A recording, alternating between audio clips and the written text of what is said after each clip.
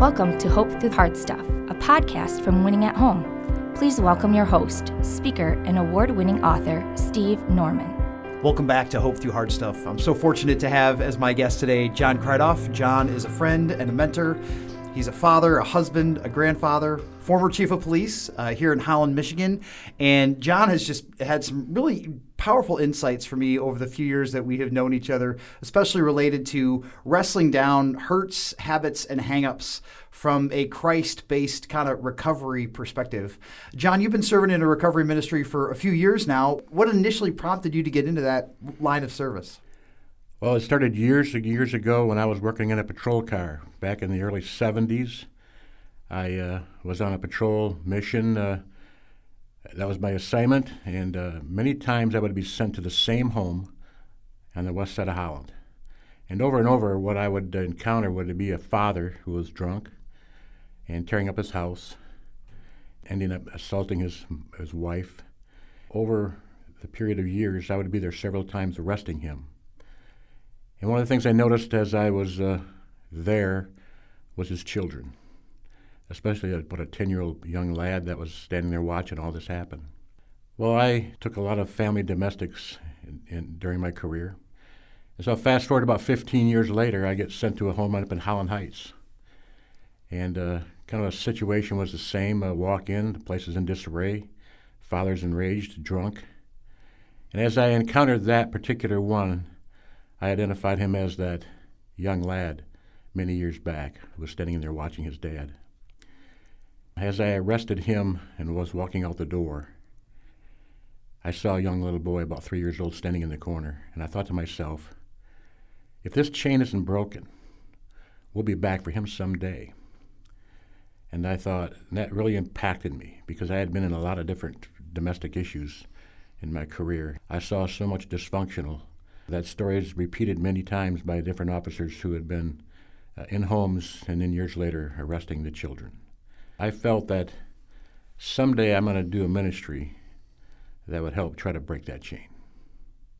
That's powerful. And again, I think that when people hear a story like that, they think, well, of course those things happen out there somewhere, but for you to say, no, you've witnessed those cases firsthand, that kind of brought a fresh sense of urgency to you wanting to intervene. It did. It really did. Being a believer in Jesus Christ, I knew that a heart has to change because my heart was changing during my years of working and getting older.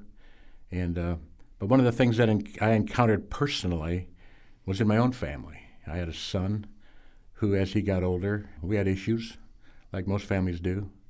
It wasn't dysfunctional, but it was a dad that was trying to guide his son in a way that I found later was not the best way to do it. And as a result, we had a very fractured relationship. And where did things go from there? Well, back in 2005, I joined a group of guys, a small group of guys, who invited me to come in. And little did I know it was a recovery group. However, they didn't tell you that's what it was? No, it wasn't. But it was the first time I ever sat with a group of guys who got totally honest about themselves. Yeah. They stopped blaming others. Okay. And started owning their own what we call character defects, identifying these character defects and doing something about that. And it didn't involve drug or alcohol. I was not into that.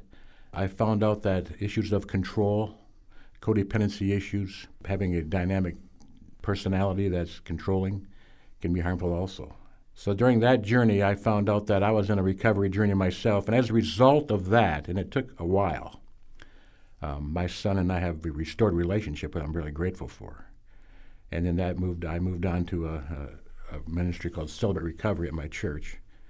And that's more of a specific ministry of recovery.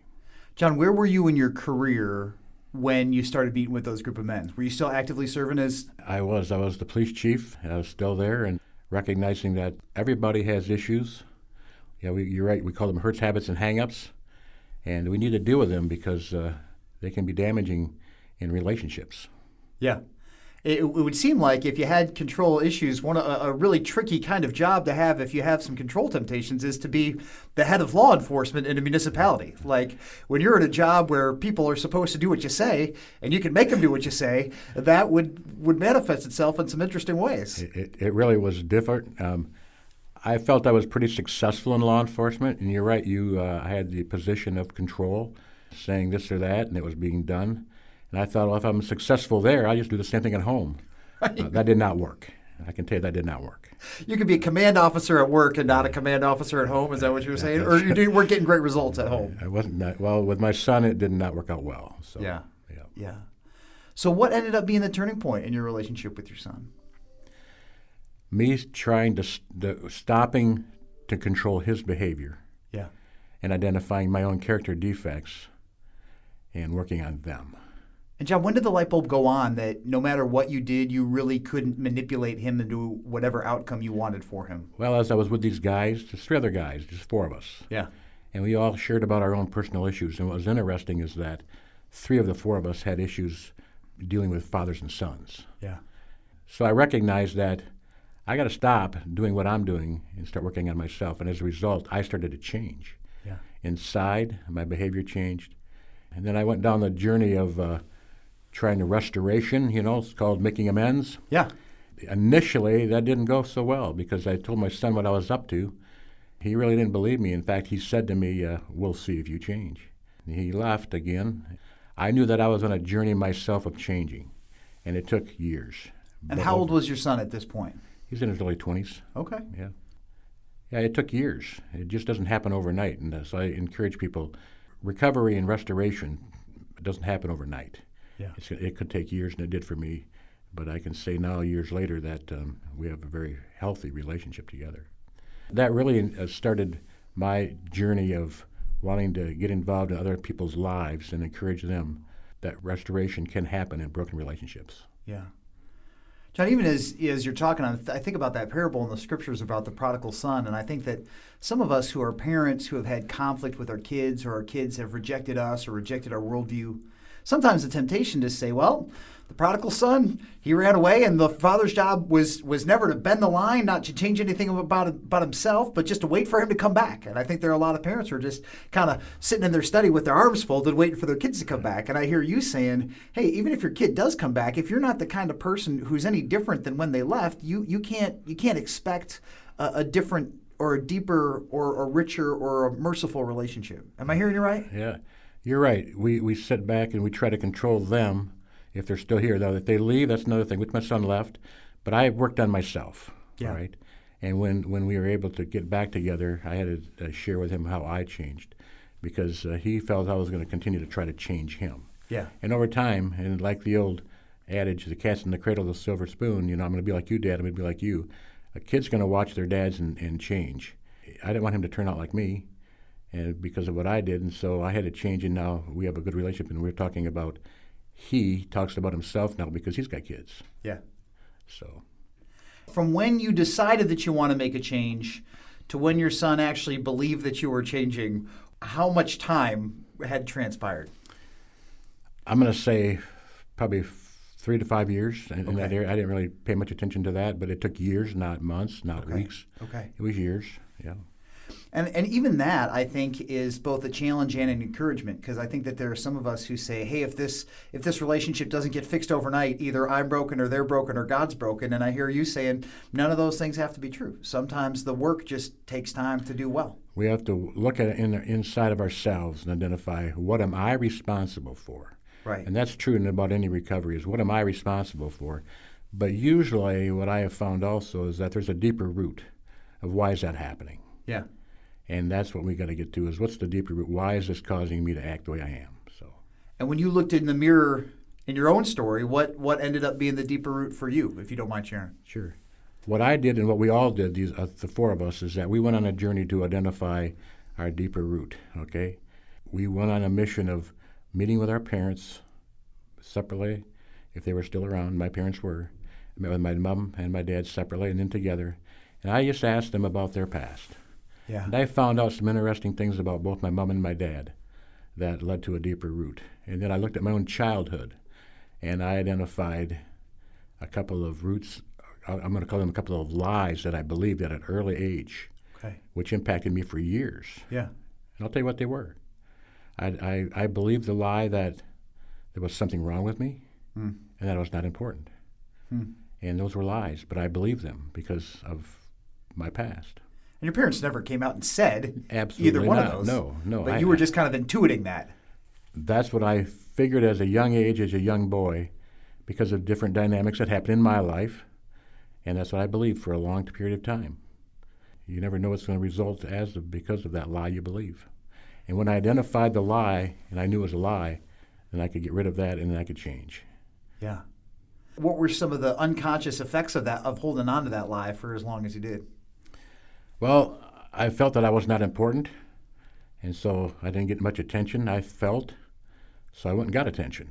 And Yeah. some of that was pretty unhealthy. There's good ways and bad ways to pursue attention. Right, and I thought I'm going to get attention by my parents. As a result of that, I had some discipline in my own life, and I had to deal with that, but I started identifying that stuff at a later age. Yeah. Knew what caused me to do some of the things I did. Yeah. And it seems like, I can only speak to this from my own journey, but it seems like sometimes if one of the lies is you're not important, but your achievements or your career success can make you important, you kind of chase that brass ring and you grab a hold of it and realize that it didn't fix the problem. Well, what was interesting is that during my times in my early teenage years, I was a little bit rebellious. Okay. But I always wanted to be a cop. That was didn't make sense to me either, but I never got in super big trouble, and it didn't jeopardize my career. But then look where my career led. I was a police officer for many years, and I should say a uniformed officer in a patrol car for many years, which led to being a command officer over the uniform division and ended up to being the police chief. Yeah, I really didn't think it was going to head that way, but I felt God directed me and allowed me to head in that direction and have those positions for His purpose. Yeah.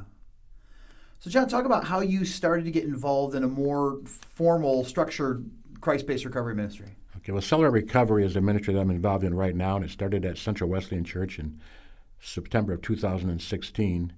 And I had never heard of that until my son-in-law, my daughter's husband, shared with me years before they were married, that he came from some brokenness in his family, and he got involved in a Celebrate Recovery ministry at a church in the east side of the state in Brighton, Michigan. And he shared with me what that was all about, and I thought I never heard of that. And so I checked, and it was not around the West Michigan area that I could find. Okay. And this is back a few years back. It was announced in our church that Celebrate Recovery was going to start, and I said to my wife, hey, that's what our son-in-law was involved in, and he just loved it. In fact, he said it transformed his life. I said, I'm going to look into that. So when it started, I met with the leaders, got involved, been involved in it ever since day one, so it's been exciting. With people who aren't familiar with Celebrate Recovery, how is it similar or different from AA or NA or other 12-step programs that people may have heard of? Well, Celebrate Recovery is a faith-based 12-step program which uses the 12 steps, normally known as from AA, but also use the scriptures. It's called we call them the 8 principles, or better known as the Beatitudes. Okay. And a man by the name of John Baker, in 1991, he lived in Southern California. He went to his pastor and said, Pastor, I'm an alcoholic. He says, I've been going to AA, but I may no longer name Jesus Christ as my higher power. He says, and I go to your church, and I go to your men's Bible study, and I don't feel comfortable about talking about my alcohol problem with them. He said, I think we need something in the middle. Okay. And as a result, they had a conversation, and Mr. John Baker started Celebrate Recovery with his pastor. And that was in 1991, so just about 32 years ago, and it's blossomed ever since. It started in a small one, I heard it was a gymnasium with about 40 people, and it is 32 years later in 37,000 places around the world in many different languages. The primary focus here of CR is that we now only name Jesus Christ as our higher power. And I'm a big believer in the 12 steps because they are very effective, but also the scriptures are wrapped through them. Right. And so CR is a faith-based ministry that deals with any type of issues we call recovery. Now let me point out this too. The stigma is attached to CR because it's using the 12 steps, that it's mainly for alcoholics and drug addicts. Okay. That's the furthest thing from the truth. A study's been done by CR, and we found out that 70%, that's 70% of the people that come to CR come for other reasons than alcohol and drug. Okay. So out of 100 people, 30 come for alcohol and drug issues, 70 come for other issues, which can be a variety of issues. of one, which is, I always say, I still deal with and work on my issues of control and codependency. Right. And there's a lot of different addictions out there or issues that people struggle with. And again, we just commonly name them hurts, habits, and hang-ups. So. Gotcha. So, John, if somebody feels like they're struggling with codependency or alcoholism or anger or some other issues like pornography or gambling, if they were to come to a Celebrate Recovery meeting, whether it was here in Holland or somewhere else, what could they expect? What does it look like for somebody who might feel intimidated to show up for the first time? Sure. We meet every Monday night at 6:30 at the church, and we start the night off with the first hour is a mixed group. People, for us, it's adults 18 and over, and it's about the first 15, 20 minutes is just time of praise and worship to God.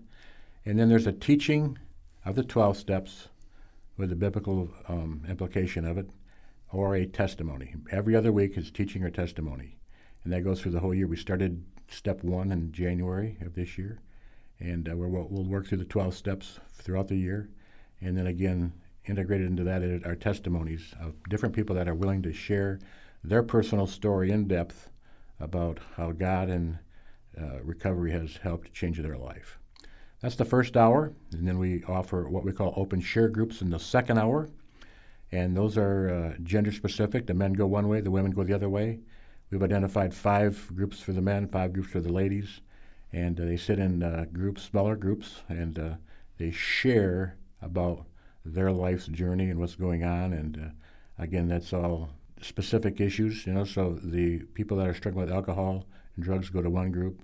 We have a sexual addiction group. We have one for depression and anxiety, one called anger control and everything else. And then the ladies have another group. Oh, we just started one for veterans called Welcome Home. Okay. Just found out that that's a needed group. So, and then the ladies have they have one for alcohol and drug dependency also. They have one called disordered eating and body image, one called codependency, one for sexual integrity, and one called anger, anxiety, and everything else. So we have identified the top kind of 5 issues that people struggle with. And then the everything else groups, if you've got a specific issue you struggle with, you can go to that one. Okay. And they're very effective. Mm-hmm. And John, if people come for the first time, are they required to share in those open share groups, or can you come and observe? What tends to be the practice there? A first-timer is called a newcomer by us, and we Okay. have our own specific newcomers group. So every week we invite the newcomer to come to a newcomers group. That's don't have to come one time. We explain what Celebrate Recovery is all about. Yeah. We allow them to answer questions, and then we meet with them just specifically. I'll take the guys with me after we give the overall view. We ask 2 questions, basically. How'd you hear about CR and why'd you come tonight? Okay. And that opens up the door for a lot of different things. And then it's amazing how open people are right away. And then we just get a guidance of where to go and where to continue on the next week and the next month. And we encourage them to keep coming back. It's uniquely different. It's very effective. And what's interesting is that we follow what we call the DNA of Celebrate Recovery. It's at the National League level. They want us to run a CR program the same way. Sure. So whether you go in Holland or you go to one in Detroit or California, they're all run the same way. They have not changed that hardly at all in 32 years. Wow. So it's been very effective, and with the growth that they've seen, I guess it's working because I know it works. So, John, one of the other principles that I really appreciate about CR is that it's anonymous and that it's confidential, correct? right. We stress the 2 guidelines, anonymity and confidentiality. Okay. We protect people who come. We don't tell anybody outside the walls who were there, and anything that's shared is confidential. We don't share that either. And we try to make it as safe as possible for people to come, because we know if they don't feel safe there, they're not coming back. Yeah. And so we really emphasize that both at the large group and at the small group level. And then there's another level of Celebrate Recovery, which is held on another night, and it's called Step Study Night. Yeah. And we really encourage people to get involved in that. However, that's a very, very committed time to get together and study the 12 steps at a very deep level. Yeah. And let God work in their life, and that changes lots of lives. Again, that's a very committed time. It takes about 9 or 10 months to get through this material. Yep. I've been in many of them. I tell you, if you form great relationships, God does work there and changes a lot of lives. one of my initial exposures to Celebrate Recovery is it had been started at a church that I was a part of on the east side of the state, and had a chance to speak at large group every once in a while, and then had a gentleman challenge me to participate in a step study. Mm-hmm. And because I was also the pastor of the church, they're like, it'll kind of change the dynamics if you're in a step study with other people. So he gave me private lessons. It was kind of a modified step study, but that was truly transformative. Right. It really put a finger on some of the issues in my life that I was not consciously aware of. Yeah. And God did a really liberating work in that season. Sure. A step study is broken down into basically 4 different books. Yep. But the first book, and it's basically step 1, 2, and 3, has to do with you and your relationship with God. Yeah. And I believe step 3 is probably one of the more important steps, where it says I voluntarily surrender my life and my wills over to God. Yeah. And that's a critical time, because a lot of people try to do this on their own, right, their own power. But finding out that over times of failure after failure after failure, you need another power. And so the initial book is all about introducing yourself to God if you don't know Him, and then surrendering your will to Him. Okay. And then the next book is all about dealing and identifying your own issues, all right? We call it moral and spiritual inventory. Right. That's pretty heavy, and it takes a long time. You don't get through that over in just a couple of weeks. That's what helped change my life. Is I dove deep into my own life. You ask yourself, who has hurt me in my life? Yeah. What'd that look like? How did that impact me? Yep. And then the big question is, what am I doing, or what have I done to deal with that hurt? Yeah. And a lot of times that's a negative decision to do. Sure. That can be life-changing. And then during that time, also those steps, also you identify your what we call character defects. So that's a very important part of this journey of recovery and the step study. And then you move on to the next book, which deals all about forgiveness and making amends. Because one of the things I've learned and I've seen in dealing with many, many men over these years now is almost every hurt, habit, or hang-up involves another person. Right. Always. And it's usually in a negative way. Yeah. That deals with that. It's very biblical that we have to offer forgiveness and try to make amends, and sometimes that can be very difficult. And then there's different ways to do it, because I helped one young man who said, my dad's passed away. Yeah. And so we worked through together writing a letter to him, going to his grave. Wow. Reading the letter there. He ended up burning the letter up, and it was very healing for him. And so there's different ways to make amends if it's not face-to-face. And sometimes making amends face-to-face is not the best thing to do, because right, of just the dynamics of that relationship. Right. And then the fourth book is about maintaining a healthy life. And then step 12 is always giving it to somebody else, giving it away. Because a lot of times we certainly know another person that could use this journey. So yeah, and that's what it's all about. And it takes many months, and it's that we meet weekly, but it's life-changing. And I've seen a lot of people share their journey of a step study who has changed their life. So, John, you and I were talking in an earlier conversation about how some people, just because they've gotten into some trouble, or maybe they've had some run-ins with the law, that any kind of recovery is court-ordered for them. So I just want to remind our listeners that if you know somebody who is required to participate in recovery, Celebrate Recovery is and can be an option for them. It is, yes. I've met with the courts, and they have authorized us to be an approved recovery meeting, as long as you use the 12 steps, which we do all the time. We can sign their papers and their documents of required attendance, and that counts for a meeting for them. So, and I've met many people that come to CR who have done that, and many are coming. And sometimes I ask, why do you come to this one? And they say, because I believe in God. Right. I just want something that's spiritually based. Yeah. And that's great, And I got nothing bad to say about AA, the secular ones, but we are very focused, and I say it often. We're not embarrassed or ashamed to tell you that Jesus Christ is our higher power, our only higher power. Yeah. And that's one of the bigger differences. So. Yeah. That's great. John, any kind of final encouragements for people who might be struggling through their own hurts, habits, and hang-ups?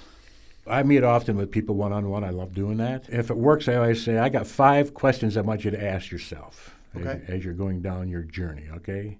And I thought I'd share them with you, all right? These are the 5 questions I have them ask themselves, and it'll say, the first one is, who am I allowing to influence me? Is that a good or a bad influence? Because we always have good friends or whatever. And sometimes people don't want to let go of some older friends. So I say, who are you allowing to influence you? Is it good or bad? And you need to do something about the bad ones, because otherwise you'll continue on this bad journey. So, second one is, what am I doing to grow in my relationship with God? Because if we're not growing and ahead, moving forward, then we're probably stepping backwards. And we need to continue to step forward. And CR will help you do that because we're faith-based. Third question is, am I going to any unhealthy places? Where's my environment? Where do I hang out? Because that's going to be either a positive or a negative also. So check yourself on that. Where are you going on the rest of the week? Okay. Next one is, do I have anyone in my life that I trust and I'm willing to be honest with about my life? We need someone. We emphasize this all the time. You don't want to do this journey by yourself. You've got to have somebody else in your life with you that you trust and that you're willing to be honest with. And that's not the negative influencer either. It's a positive person, somebody that understands recovery, understands you a little bit. You need someone to talk to and encourage you to continue on. Yeah.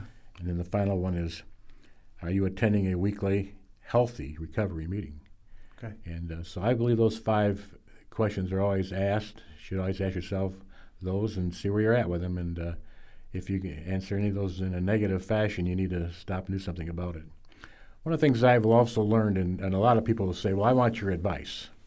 I always say, well, how do you know my advice is worth giving to you? How do you know it's the correct advice? I don't know. Right. And so one of the things I've learned to do instead of giving advice is ask questions. Because I found out that most people do know what to do. They just aren't sure if that's the right thing to do. So I always ask, what are things you think you should do? And then guide them through their own journey of answering the right questions and heading in the right direction. So good. John, again, where can people go if they've got further questions or want more information? Well, they can call Central Wesleyan Church and just say, I understand you have a ministry called Celebrate Recovery.